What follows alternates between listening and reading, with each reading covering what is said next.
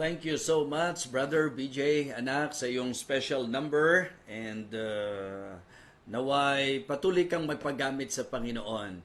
Gusto ko lang din po palang i-congratulate natin ang Living Water Baptist Mission Muson sa panguna po ni Pastor Henry at Ma'am Noemi, ang kanilang pamilya. So sa mga kapatiran natin sa Living Water Baptist Mission Muson, so congratulations sa inyo, pinupuri ko ang Panginoon, and thank you sa privilege na makapagministeryo sa inyo. Shout out ko na rin si Pastor Robert Berba, and thank you para sa blessing, Pastor Robert. At ganun din po, nais nating patuloy na ipag-pray yung ministry po na ginagawa po ni Pastor Robert, at kasama na po ang mga kamanggagawa po sa lugar po ng Japan. Okay? So, ngayon po, dadako na po tayo sa ating pong mensahe at ang ating pong magiging teksto.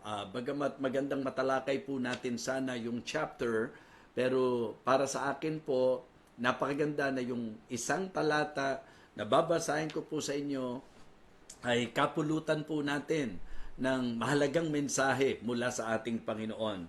Ang message po natin ngayong gabi, mga minamahal na ka-feasting, ay pinamagatan ko pong God knows who are His.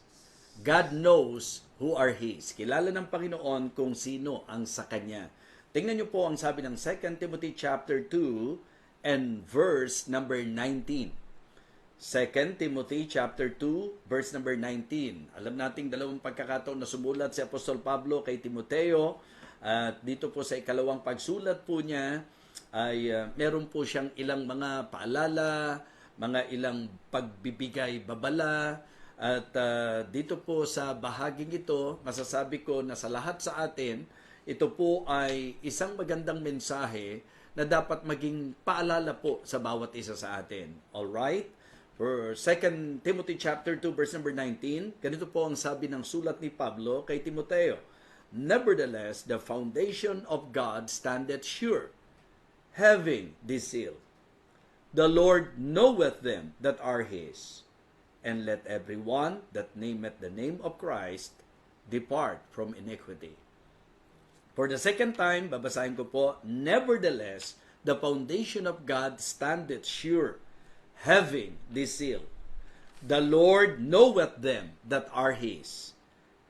Let everyone that nameth the name of Christ depart from iniquity. Again, the title of our message tonight, God knows who are His. Let us pray. Dakilang Diyos, patuloy po ang aming paglapit sa iyo. Una, taglay po ng aming puso ang pasasalamat sa patuloy na pagsagot mo sa aming mga panalangin. Pasasalamat dahil sa malayang pagkakataon na kami po'y nakapag-aaral ng iyong banal na salita. Salamat sapagkat tunay na kami po ay iyong pinagpapala. At ngayong gabing ito, dakilang Diyos, sa mensaheng aming pakikinggan, nawa katagpuin mo po kami sa aming espiritual na pangangailangan. Bigyan mo po kami ng spiritual sensitivity para po ma-discern po namin kung ano po ang nais mong ipaunawa sa amin. And please help me, O God, and give me wisdom. And please, Lord, touch my body. Give me strength para po patuloy po magamit po ang buhay na ito para sa iyo. Muli po, salamat sa mga ka-feasting. Pagpalain mo po kaming lahat, o aming Amang Diyos. Ito po ang aking panalangin sa dakilang pangalan po ng aming Panginoong Jesus. Amen. Amen. Okay, so ito pong isang talatang ito ang gusto ko pong sentruhan sa ating magiging pagtalakay ngayong gabi. Importante po na tayo bilang mga Kristiyano ay maging partikular. Kasi sa totoo lang po, sabi ko nga, sa usapang pagiging Kristiyano, ang ating pong batayan lamang naman ay ang ating pong claim ayon sa sinasabi ng Bible. Pero syempre po, dapat nasa magkabilang bahagi po yan. It is not enough for us to claim na tayo po ay sa Diyos. Maganda po na ang Diyos mismo, kiniklaim niya na tayo ay sa Kanya. Opo, mahalaga yan, mga minamahal. Sapagkat pag inaral niyo po sa Biblia, the Lord Jesus Christ Himself ang nagsabi po na talagang may mga tao po na posibleng inaangkin po siya at nagkiklaim na sila po ay sa Panginoon, pero ang Panginoong Jesus ay itinatanggi po yan. Maalala niyo po yung sinabi niya sa Matthew chapter 7, Ang sabi po niya, not everyone that saith unto me, Lord, Lord, shall enter into the kingdom of heaven. Okay? Kundi kung sino ang gumaganap at gumagawa ng aking kalooban. Tapos, naalala ko rin po, nakarugtong po ng talata, many will say unto me that day, Lord, have we not prophesied in thy name? And in thy name we have cast out devils. And in thy name we have done many wonderful works. Yun po ang malungkot.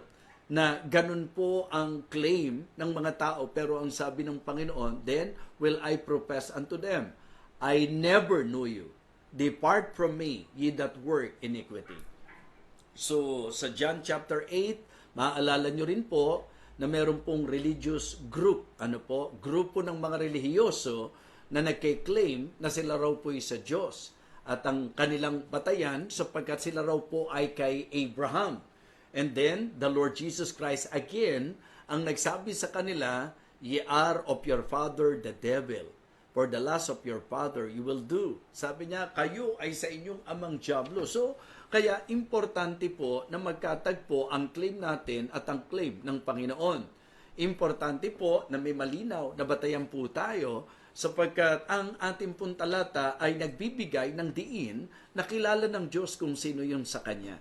Pwede po tayong makapagpanggap sa paningin ng mga tao. Pwede nating mapaniwala ang ilan sa mga taong nakapaligid po sa atin. But of course, ang accurate ay yung pong sa bahagi po ng Panginoon. Sapagkat nilinaw po ng talata na kilala ng Diyos ang bawat sa Kanya. At meron pong ilang mga bagay na magandang matutunan po tayo, particularly sa ating pong lahat na nakiklaim na tayo po sa Diyos. By the way, before we proceed, paano nga ba ang isang tao makatitiyak na siya talaga ay sa Diyos? Siyempre po, magandang bigyang pansin po natin yung mismong sinabi ng Panginoon. Not everyone that saith unto me, Lord, Lord, shall enter into the kingdom of heaven, but he that doeth the will of my Father which is in heaven. Yung gumaganap daw po ng kalooban ng Ama, okay, na nasa langit. At ano po ba ang kalooban ng Ama? Na ang tao po ay magsisi, na ang tao po'y kumilala, na ang tao po'y manampalataya sa Kanya.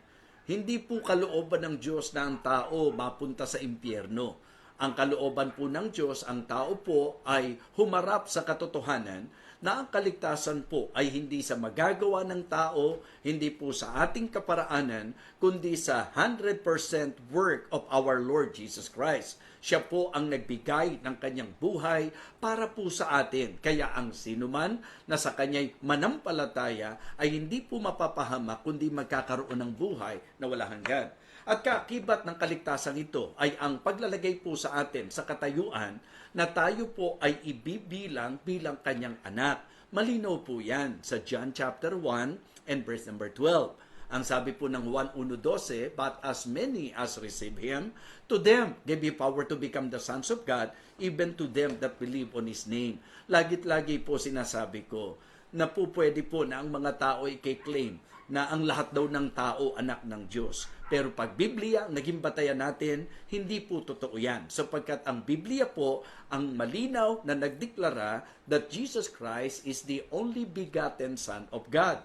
Klaro po yan sa napaka-pamilyar na talata, John 3:16. For God so loved the world that He gave His only begotten Son, that whosoever believeth in Him should not perish but have everlasting life. So, it is not right to say na ang lahat ng tao anak ng Diyos. Nilalang, opo. Pero yung anak ng Diyos, ang Panginoong Hesukristo lamang.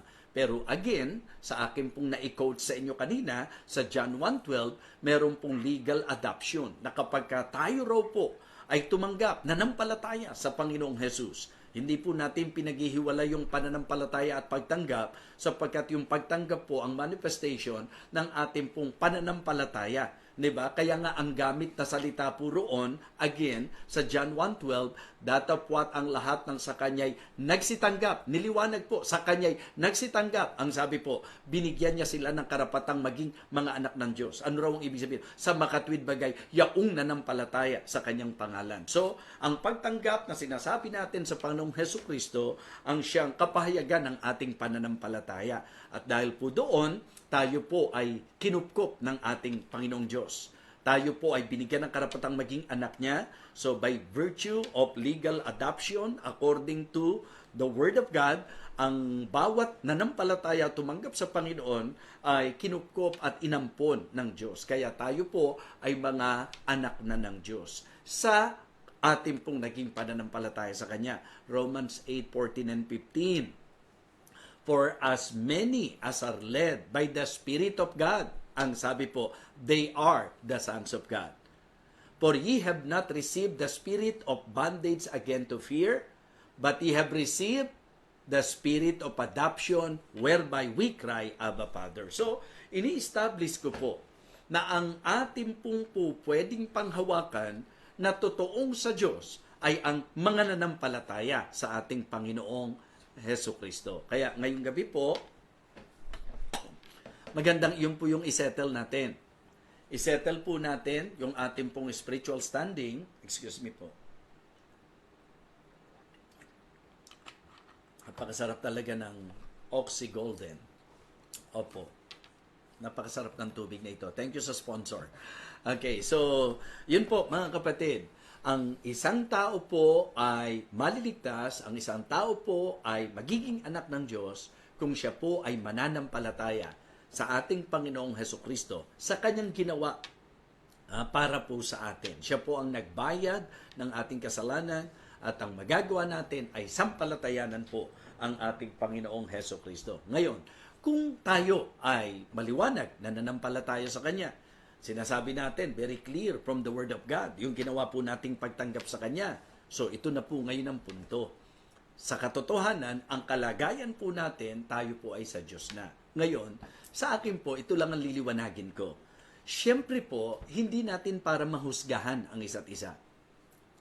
Only God knows. Diba? Ang Diyos lang po ang nakakaalam. Po pwede pong angkinin ko na Kristiyano ako at pwede pong mapaniwala ko po kayo, pero ang totoong kalagayan ko, Diyos po ang nakakaalam. Nilinaw ko po ang sinabi ng Biblia na pag nanampalataya sa Kanya ng totohanan, mga kapatid, naging anak ng Diyos. Ang tanong lang po dito, totoo bang nanampalataya? So dito ngayon papasok yung mga manifestations. Di po ba? Ito po ang isang bagay na gusto kong bigyang diin, mga kapatid. So, in-establish po nating matibay ang ating pundasyon sapagkat maliwanag po na ang mga totoong Kristiyano ay may tatak ng Panginoon. Amen? Ibig sabihin, may kapahayagan po yan. Ang sabi po again ng ating ginamit na teksto, ang 2 Timothy chapter 2 verse number 19, nevertheless, the foundation of God standeth sure, having this seal. The Lord knoweth them that are His. Ito yung pinagkunan natin ng title natin. God knows who are His. Di po ba? The Lord knoweth them that are His. At ang sabi niya, and let every one that nameth the name of Christ depart from iniquity. So, ilang mga bagay po ang gusto kong ating pong talakayin ngayong gabi mula po dito sa talatang ito. Number 1, define your identity. We should define our identity. Kung sinasabi nating Kristiyano tayo, nawa, mahayag po at makita ang pagkakakilanlan. I-define po natin, pagka Kristiyano po ba talaga, ano po ba ang inaasahan? Pagka mananampalataya po ba, ano dapat?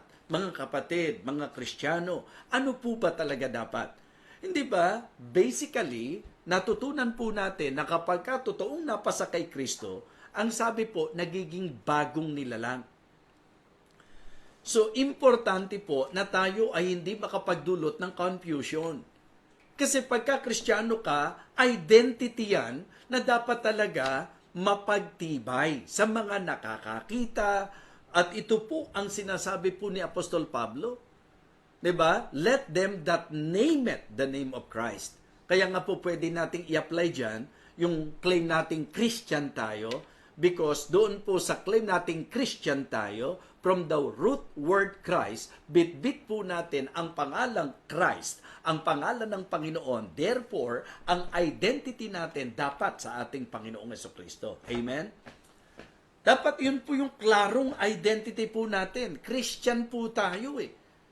Inililiwanag po natin na sa biblical perspective at biblical teaching, ang Christianity po ay hindi po sa pagkakaroon ng religion.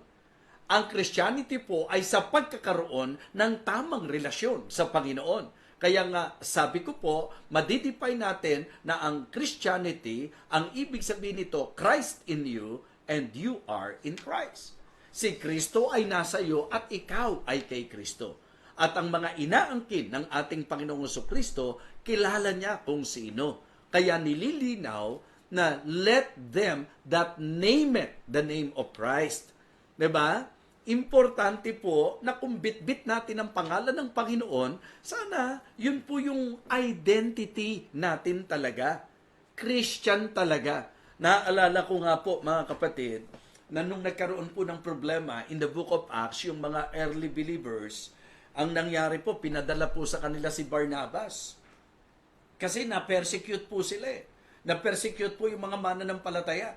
So pinadala po si Barnabas, mga kapatid, para i-exhort, i-encourage ang ating pong mga, o yung pong mga mananampalataya doon sa Book of Acts, chapter 11, ang record po, mga kapatid.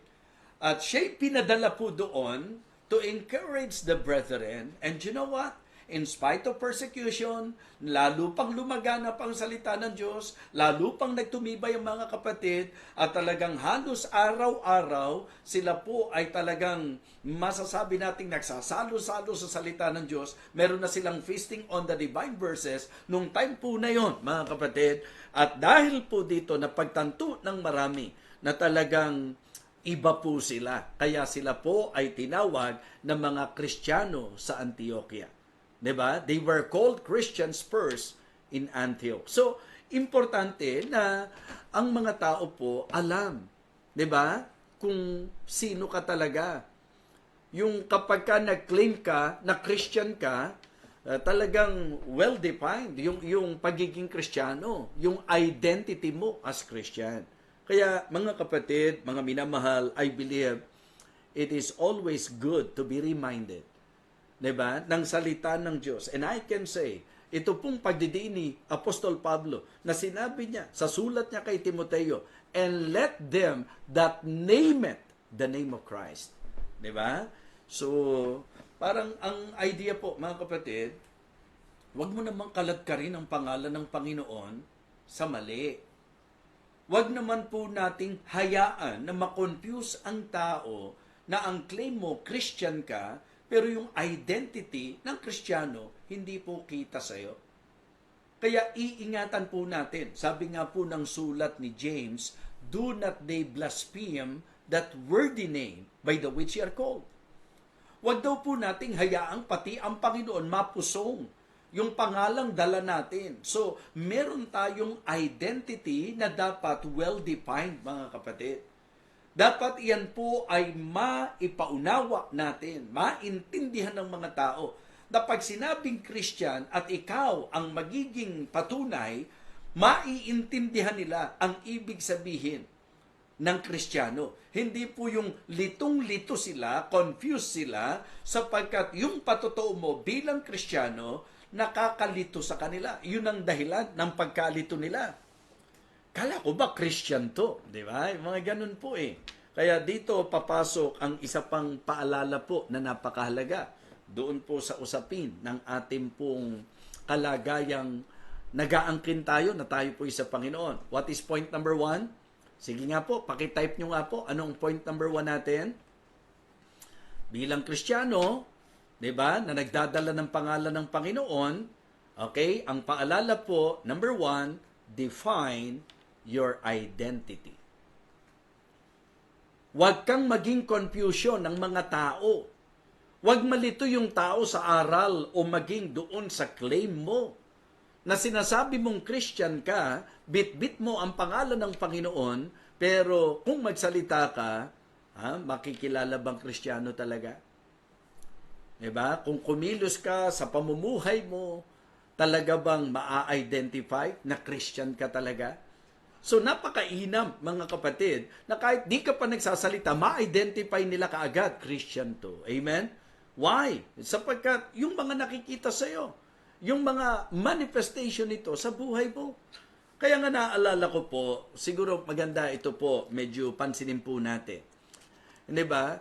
Doon po sa sinabi po ng Hebrews, mga kapatid. Tingnan nyo po, Hebrews chapter 6, I believe. Hebrews chapter 6.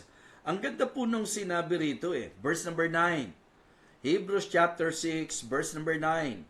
But beloved, we are persuaded better things of you, things that accompany salvation, though we thus speak.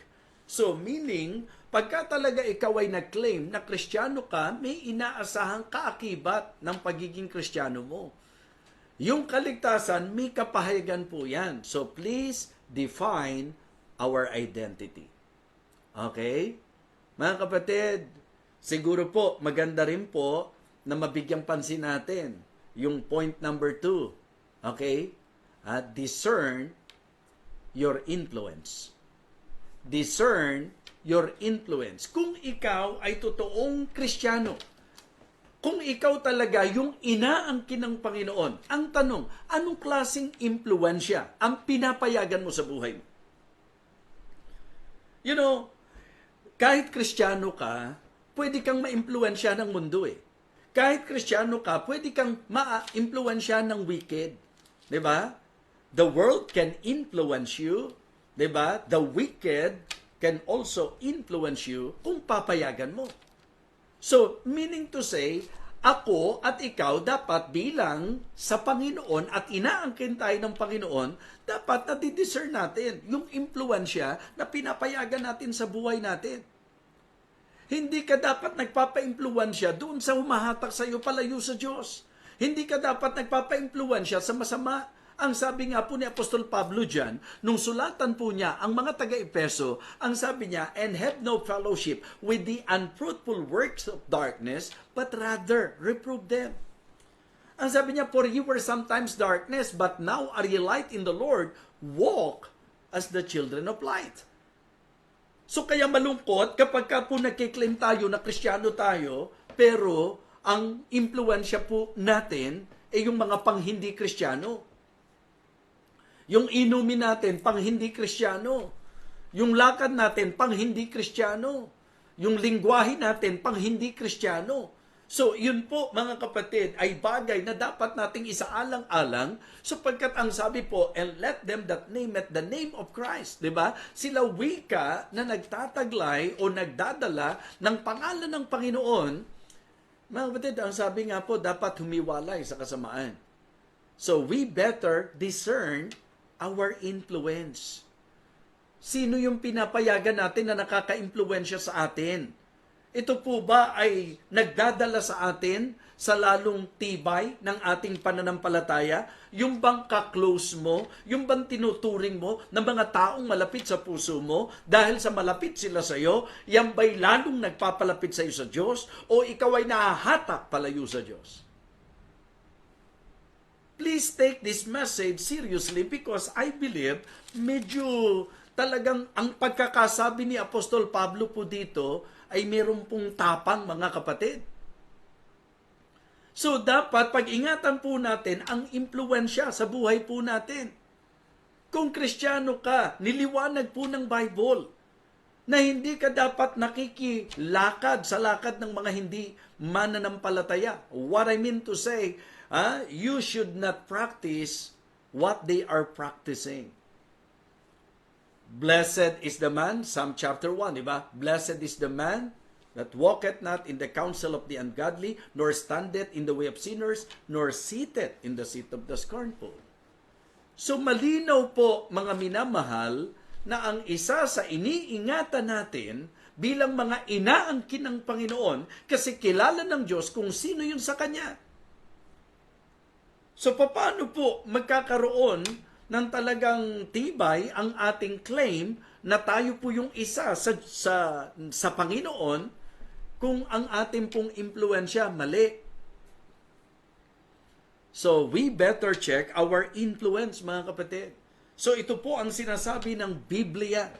'Di ba? Sa 2 Corinthians chapter 6, mga kapatid, pag tiningnan niyo po ito, hindi naman po ang konteksto nito pag-aasawa lang Pwede mo siyang i-apply. Pero sa context, tingnan nyo po eksakto ang sinasabi po dito ng Apostol Pablo.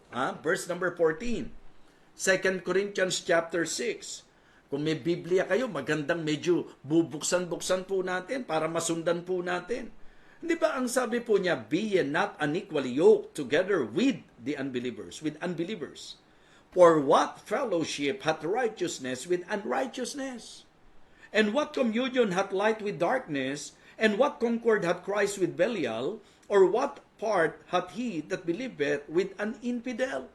And what agreement hath the temple of God with idols? For ye are the temple of the living God, as God hath said, I will dwell in them and walk in them. I will be their God, and they shall be my people. Pansinin niyo po, hindi ba claim din po yan? Ang sabi po ng verse number 16, mga kapatid, sa huling bahagi po, ang sabi po, mga kapatid, and I will dwell in them and walk in them, and I will be their God, and they shall be my people. Pagka Kristiyano kasi talaga, tayo po yung tao na kiniklaim ng Diyos. Tayo po yung chosen people of God. Di ba? Tayo po yung mga masasabi nating inaangkin ng Panginoon. Inilinaw po dito, kung sinasabi natin na tayo raw po sa Diyos, ang sabi po, be ye not unequally yoked together with the unbelievers. So wag niyo pong akalaing ito para sa pag-aasawa po, mga kapatid. Kasi kung titingnan niyo po, sa Christian practice po yan. Na ang mga Kristiyano, dapat alam niyo po na merong mga gawa na hindi pang Kristiyano. So dapat hindi po natin pabayaan na yan po ang makaka-impluwensya sa atin.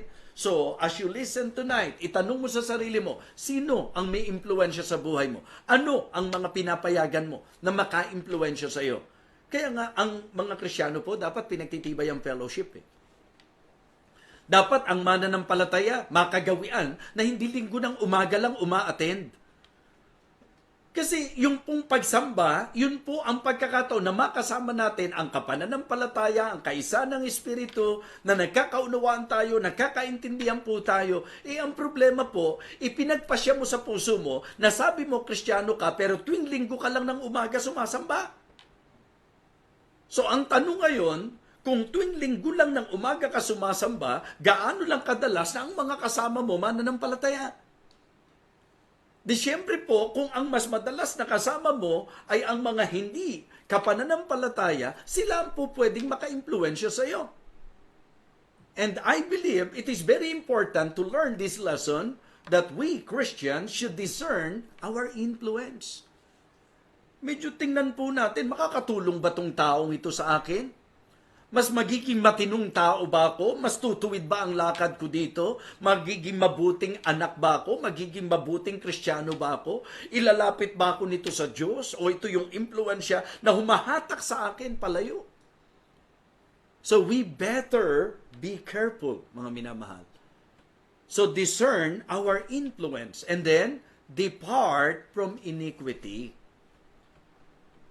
Kasi pagka itinuloy po natin yung pagbasa, uulitin ko po ho, ang sabi po ng verse number 14, be ye not unequally yoked together with the unbelievers. Kaya kanina, dinidiin ko po, na bagamat ina-apply natin sa pagpili ng mapapangasawa yan, pero sa Christian, general, ano po yan, kumbaga, pangkalahatan po ito, na pagka Kristiyano ka, mahirap na ang kapamatok mo, kasama mo sa pamatok, hindi Kristiyano. Kasi ang sabi po ng Biblia, can two walk together except they be agreed? Kaya sino ang mas ini-enjoy mo na nakakasama? Ang sabi po rito, huwag kayong makipamatok ng kabilan sa mga di mananampalataya. For what fellowship hath righteousness with unrighteousness, and what communion hath light with darkness, and what concord hath Christ with Belial, or what part hath he that believeth with an infidel? And what agreement hath the temple of God with idols? For ye are the temple of the living God. Just try to imagine, mga kapatid, how the Apostle Paul gave emphasis. Sabi niya, kayo ay templo ng buhay na Diyos. At ang sabi ng Diyos, I will dwell in them and walk in them. I will be their God, and they shall be my people. Tingnan niyo po, verse 17. Mabigat to, mabigat. Ang sabi po ng verse number 17, okay, wherefore come out from among them, and be ye separate, saith the Lord, and touch not the unclean thing, and I will receive you. So kaya ang point number 3 natin, depart from iniquity. Balikan niyo po yung text. Diba? Nevertheless, the foundation of God standeth sure, having this seal. Diba? The Lord knoweth them that are His, and let them that nameth the name of Christ, eksakto po yung sinabi, depart from iniquity. Kaya pagka tiningnan nyo po yung pagkakasalansan, una, define your identity. Pangalawa, discern your influence. Pangatlo, depart from iniquity. Ang kalooban ng Diyos, sumihiwalay tayo sa kasamaan. Ang kalooban ng Diyos, hindi tayo, di ba, nagto-tolerate ng kasamaan. Hindi tayo nakikijoin sa kasamaan. Kaya tanggapin na natin ang katotohanan that this world is not our home. Mga manlalakbay lang po tayo. Yan po yung medyo nakalimutan na po ng maraming Kristiyano sa panahon po natin ngayon. So depart from iniquity. Alam mo dapat kung ano yung para sa Kristiyano at kung ano yung hindi. Pagka mali, layuan ang kasamaan. Ang sabi po, abhor that which is evil. Cleave to that which is good. Kaya ito po ang mahalagang paalala sa mensahe po ng Panginoon ngayong gabing ito. Diba? Importante po yan, mga kapatid. Napaka-importante sa mga Kristiyano na tayo po sa ating pagpapatuloy ay talagang, di ba, kakitaan ng pagkakakilanlan bilang nasa Panginoon. And then, next, para magkaroon tayo ng lakas, desire your improvement. Ito yung spiritual growth. Di ba? Yung ating pong dapat nasain na as we continue on, yung bang tayo po'y nag-i-improve. In fact, ang idea po dito, tingnan nyo po ang sabing muli ng text natin. Nevertheless, the foundation of God standeth sure, having this seal. The Lord knoweth them that are His, and let everyone that nameth the name of Christ depart from iniquity. And then, gumamit po ng illustration at paglalarawan. Ang sabi po ng verse number 20, but in a great house, there are not only vessels of gold and of silver, but also of wood and of earth, and some to honor and some to dishonor.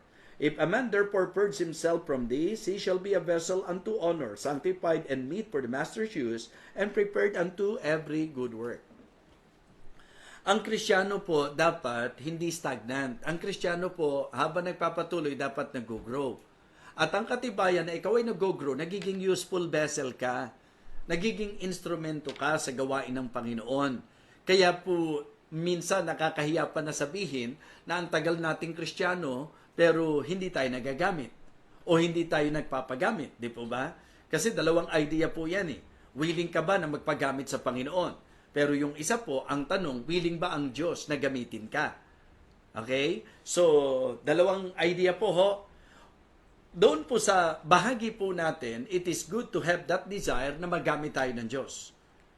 Pero syempre po, dahil Diyos ang magpapasya kung gagamitin niya tayo o hindi. And if God is not using our lives, if God is not using us, kahit sabihin mo pang talented ka, kahit sabihin mo pang mayaman ka, kahit sabihin mo pang magaling ka, kahit sabihin mo pang maganda ka, kahit sabihin mo pang, alam niyo po yun, yung bang may kakayahan ka, minsan, mas questionable nga yun. How come na may kakayahan pero hindi nagagamit? Diba? Potential pero hindi nagagamit. Paano nangyari yon? So kasi nga po, ito po ay nakatungtong pa rin doon sa pinakateksto po natin. Because God will not use you kung ikaw po ay dirty vessel. Kung ikaw ay vessel unto dishonor. So dapat po tayo ay mag-grow. Dapat desire natin yung improvement na habang nagpapatuloy po tayo, talagang tayo po ay lumalago, tumitibay sa ating pong pananampalataya, yung bang napapolish, yung dapat mapolish po sa atin, para maging kagamit-gamit po tayo. Kasi yun po yung paglalarawan na sinabi. But in a great house, there are not only vessels of gold and of silver, but also of wood and of earth, and some to dishonor, some to honor, and some to dishonor. At ang sabi po, if a man therefore purge himself from these, he shall be a vessel unto honor, sanctified and meet for the master's use, and prepared unto every good work. So, desire your improvement. Sa madaling salita, maging desire natin na mag-grow po tayo.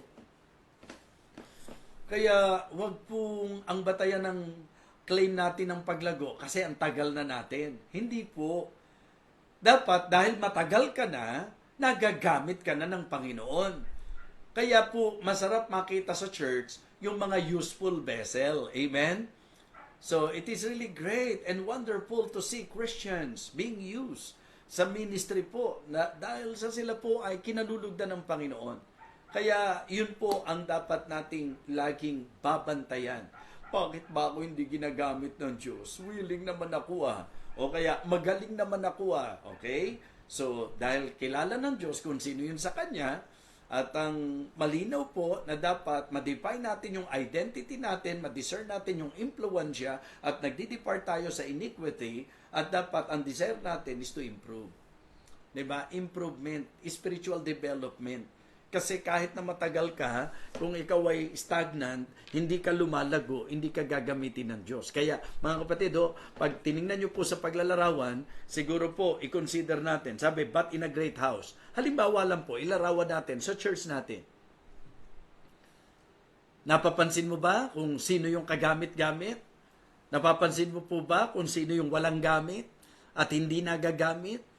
So, siguro po, bago ka manuro ng iba, itanong mo muna sa sarili mo, ikaw ba ay naging useful vessel? Ikaw ba ay vessel to honor?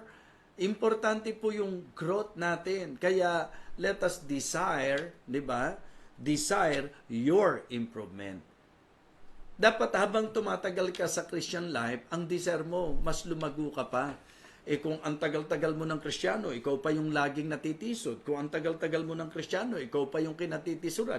Kung ang tagal-tagal mo ng Kristiyano, matampuhin ka pa rin. Kung ang tagal-tagal mo ng Kristiyano, hindi ka pa rin nai-involve. Kung ang tagal-tagal mo ng mananampalataya, talagang hanggang ngayon, hindi pa nawawala yung dapat mawala sa buhay mo. Paano ka gagamitin ng Panginoon? So kaya sa usapan ng paggamit ng Diyos, kinakailangan po maging po tayo, sisid lang sa ikapupuri. Kahit po tayo, sa simpleng ilustrasyon hindi po tayo gagamit, halimbawa lang po, kahit nga po toyo o suka o kahit ano pong bibili natin, hindi ko kayo gagamit ng bote o dito mo ilagay, kung marumi po yung lalagyan na yan. Preferably, ang gagamitin mo ay yung mga malilinis na vessel. At para mangyari po yan, kailangan po nating mag-grow. Kailangan nating lumago sa ating buhay pananampalataya. So, mga kapatid, importante po ito. And then lastly, demonstrate your integrity. Bilang Kristiyano po, dapat yung integridad mo, naiingatan mo, naaalagaan mo. Yung bang kahit unbeliever, alam nila na ikaw ay tao na merong integridad, di po ba? Malinis ang iyong pangalan, maayos ang iyong pamumuhay, wala silang basta masasabi sa iyo. Yung mga false accusation, hindi kinakount yun, mga kapatid. Pero yung kaya ka ina-accuse, dahil ang buhay natin, talagang, wala po, hindi ka panipaniwala Mahalaga po na talagang maingatan po natin yung pangalan po natin. Yung integrity po natin, dapat iyon ang nakikita. Kaya napakahalaga po na sinasabi po ng Bible. Tingnan niyo po ang sabi ng verse number 21. If a man therefore purge himself from this, he shall be a vessel to honor, unto honor, sanctified and meet for the master's use, and prepared unto every good work. Flee also youthful lust, but follow righteousness, faith, charity, peace with them that call on the Lord out of a pure heart. But foolish and unlearned questions avoid, knowing that they do gender stripes. Ang sabi po, and the servant of the Lord must not strive, but be gentle unto all men, apt to teach, patient in meekness, instructing those that oppose themselves, if God peradventure will give them repentance to the acknowledgement or acknowledging of the truth, and that they may recover themselves out of the snare of the devil, who are taken captive him at his will. Mga kapatid, lahat ng tinalakay natin, mahirap paghiwa-hiwalayin po yan. Magkakaugnay po yan. Kaya nga, mga Kristiyano, atin pong bigyang pagpapahalaga ito pong talatang ito. Ang sabi po, nevertheless, the foundation of God standeth sure, having this seal, the Lord knoweth them that are His, and let every one that nameth the name of Christ depart from iniquity. God knows who are His. Ang inaasahan ng Panginoon, una, yung identity mo, talagang clearly ma-define mo, maipakita mo, mapatunayan mo. Diba? Pangalawa, dapat nadidiscern mo yung influence sa buhay mo. Diba? Pangatlo, dapat nilalayuan mo, hinihiwalayan mo ang kasamaan. Pang-apat, dapat dinidesire mo ang paglago para ikaw ay magamit ng Panginoon.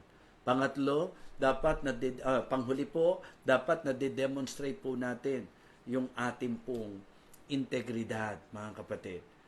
Yung bang maging convincing, believable sa kanila. Dahil sa pagkatao mo, dahil sa pag-uugali mo, sa madaling sabi, dahil sa pagka-Kristiyano mo talaga.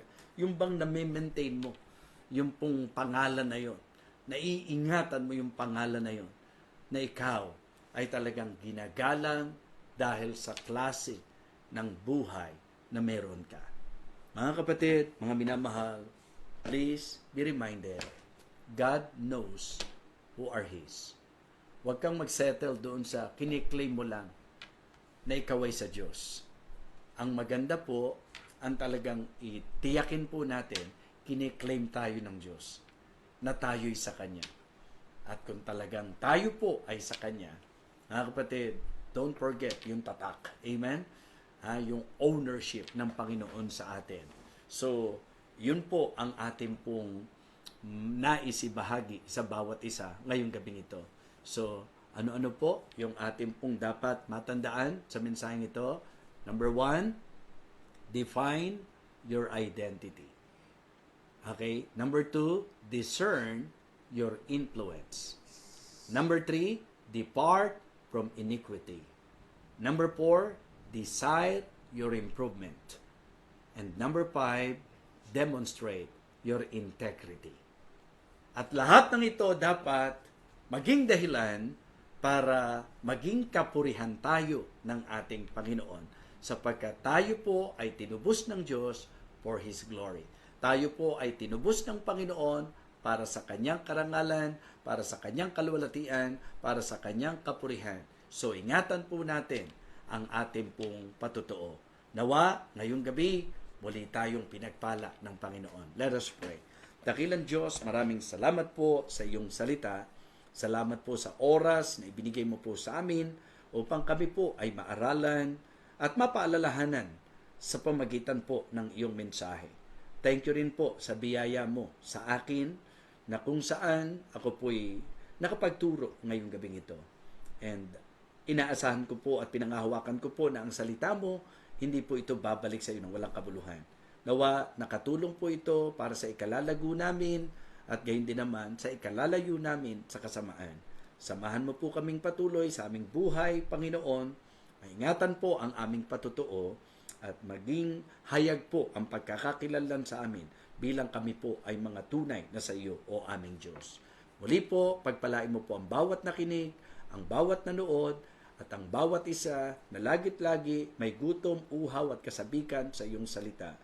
Muli po, aming Panginoon Diyos, pinupuri ka namin at pinasasalamatan. Ito po ang aming panalangin sa pangalan po ng aming Panginoong Jesus. Amen.